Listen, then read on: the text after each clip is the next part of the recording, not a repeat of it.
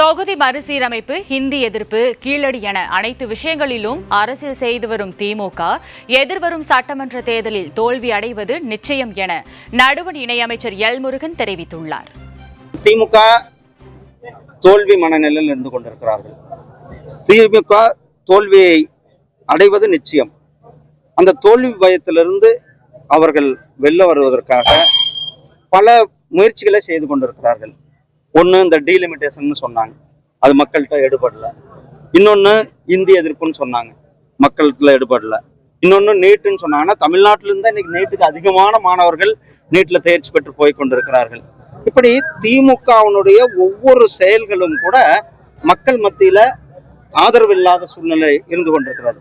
அதனால திமுகவுக்கு வேற வழியெல்லாம் ஏதாவது ஒரு சின்ன சின்ன விஷயங்களும் கூட எடுத்துக்கொண்டு அவர்கள் மக்கள் மத்தியில போவதற்கான முயற்சி செய்யணும். ஆனால் மக்கள் இன்றைக்கு தெளிவாக இருக்கிறார்கள். மக்கள் வளர்ச்சியை நோக்கி இருக்கிறார்கள்.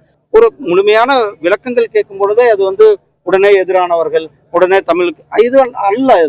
இது நாம் அனைவரும் இது உண்மையாக சொல்ல போனால் மத்திய அரசாங்கம் தான் அந்த அகழ்வாராய்ச்சியை பண்ணி கொண்டிருப்பது. அதனால மத்திய அரசுக்கு இருக்கிற அக்கறை தமிழக அரசாங்கத்திற்கு இல்லை.